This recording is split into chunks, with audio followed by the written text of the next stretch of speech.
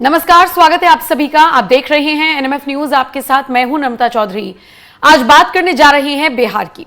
बिहार में विधानसभा चुनाव होने हैं और उससे पहले इस राज्य की राजनीति हर मोर्चे पर दिलचस्प मोड़ लेती जा रही है।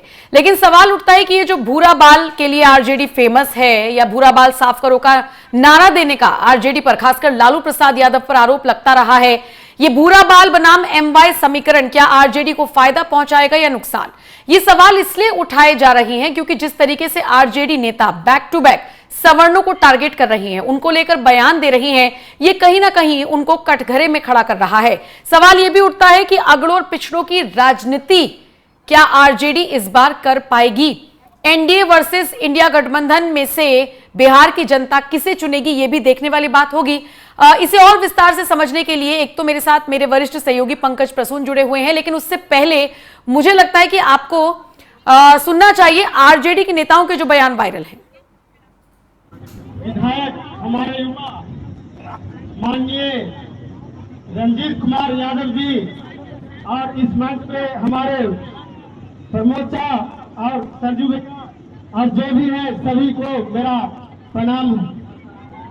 मैं पूछना चाहता हूं आप लोग से कि शुरू में लालू यादव हमारे लालू जी जो शुरू में बोले थे कि भूरा बाल साफ करो, वही समय आ गया है, फिर वही समय आ गया है, फिर हमारे युवा साथी विधायक रंजीत जी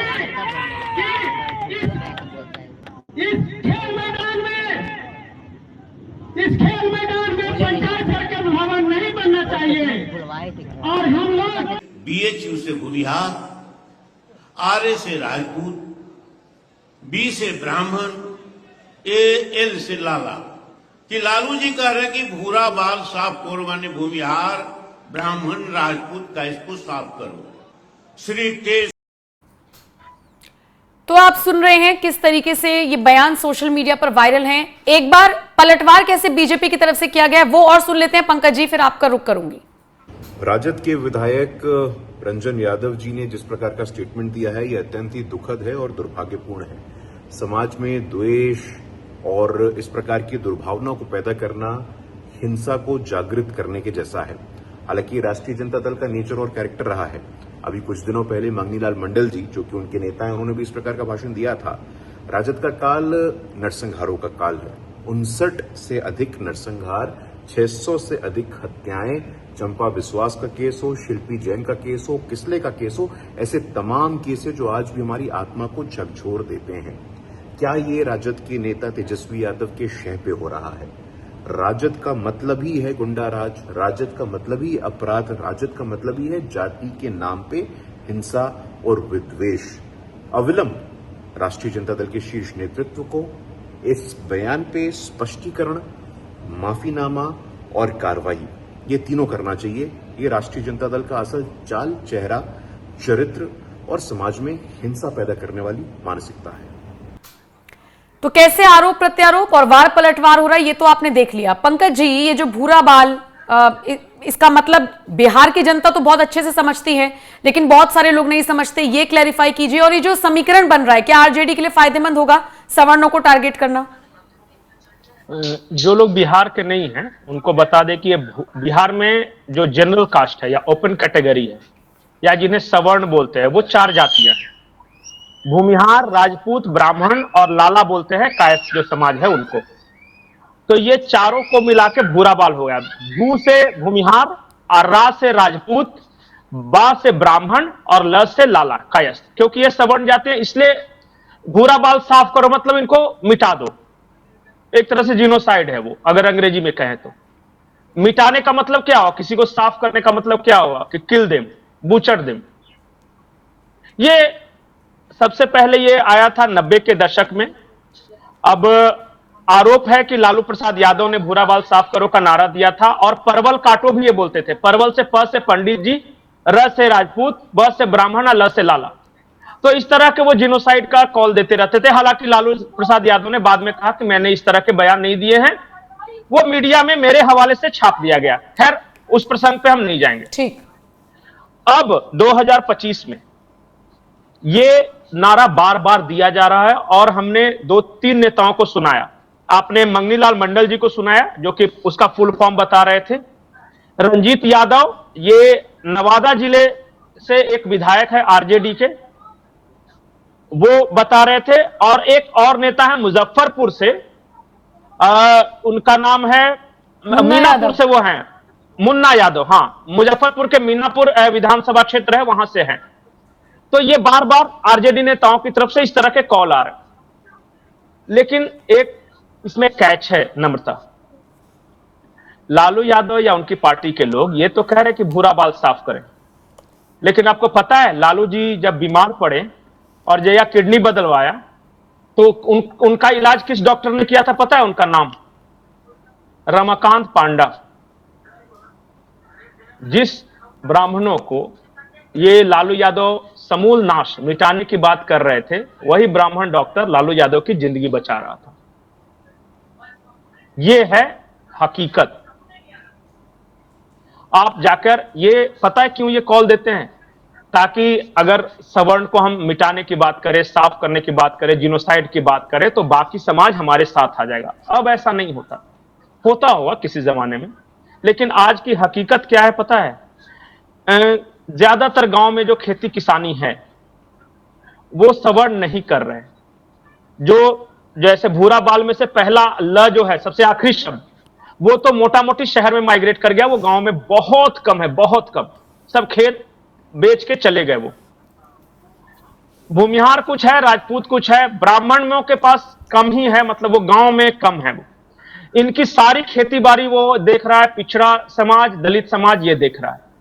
अब जब आप ये कॉल देते हैं ना, तो सामने वाला यादव उत्तेजित भी होता है कि बुरा बाल साफ करना है, पर गांव में मिलता ही नहीं कि साफ करे तो किसे करे, क्योंकि है ही नहीं माइग्रेट करके से।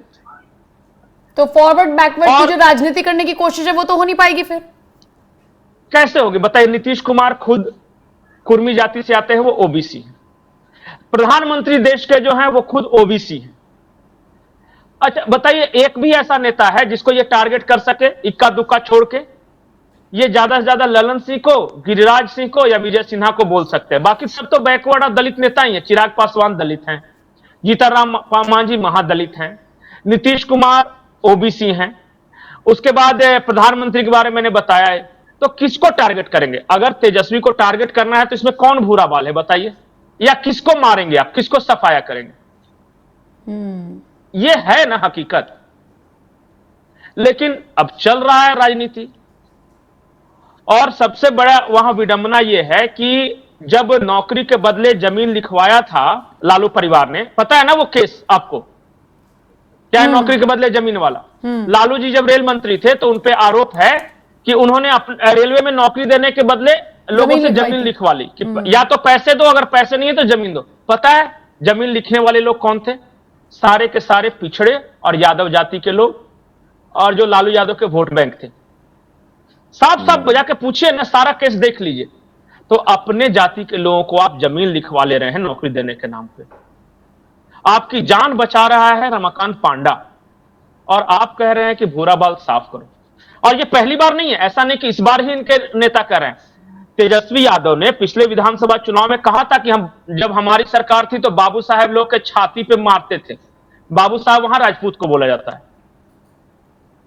लेकिन क्या कीजिएगा, यही हकीकत है। बिहार में विकास हो, वो जीडीपी बढ़े, सेकेंडरी है, खुले, सब सेकेंडरी है, सेकेंडरी जाति प्रायोरिटी है। और मैं बताऊं, वहां इन्होंने बड़ा अच्छा कॉम्बिनेशन बना के रखा है। जो मुस्लिम और सवर्ण, वो तो कांग्रेस के नाम पे कुछ ना कुछ हमें दे ही देंगे। यादव और मुस्लिम मेरे हैं ही। कम्युनिस्ट के नाम पे कुछ ना कुछ दलित का आ ही जाएगा। सहनी को मिला ही रखा है, तो मिला के 15% लोगों को गाली दो ताकि 85% का वोट हमें मिल जाए। लेकिन उनको पता नहीं कि उन 85% वाला ही सामने भी है, एनडीए में भी वही लोग है। सही कहां है सवर्ण? सही बात बताइए राजनीति में। ठीक है, मुख्यमंत्री बनने के दूर दूर तक चांसेस नहीं है। मतलब यही वाली बात है कि 90 के दशक को रिपीट करने की कोशिश की गई उसी नारे के साथ, लेकिन वो अब ग्राउंड जीरो पर सक्रिय होता हुआ नजर नहीं आ रहा है। एक आखिरी बिंदु, इनको क्यों चांस लग रहा है पता है? आरजेडी को लग रहा है कि प्रशांत पांडे, जिसको दिल्ली में प्रशांत किशोर बोलते हैं लोग, प्रशांत पांडे जो है वो सवर्ण वोट काट लेगा, ब्राह्मणों और भूमिहारों वगैरह, एनडीए को नुकसान पहुंचाएगा और हम पिछड़ों को गोलबंद कर लेंगे तो हमारी सरकार बन जाएगी। ये इनको ऐसा लगता है। अब ये हकीकत है या नहीं है वो तो प्रशांत किशोर के परफॉर्मेंस पे पता चलेगा कि कितना % वोट वो काट सके सवर्णों का, उसके ऊपर ही सब कुछ है। ठीक है, तो खैर देखने वाली बात होगी बिहार विधानसभा चुनावों में क्या होता है। जिस तरीके का समीकरण बनाने की कोशिश की जा रही है वो दोनों दलों के लिए बन भी पाता है या नहीं, फायदा होगा या नुकसान होगा, ये देखने वाली बात होगी। फिलहाल आपके हवाले ये खबर दर्शकों के लिए छोड़कर जा रही हूं। जो भी आपका कहना होगा, जो भी आपकी प्रतिक्रिया होगी, कमेंट सेक्शन में हमें जरूर बताइएगा। नमस्कार।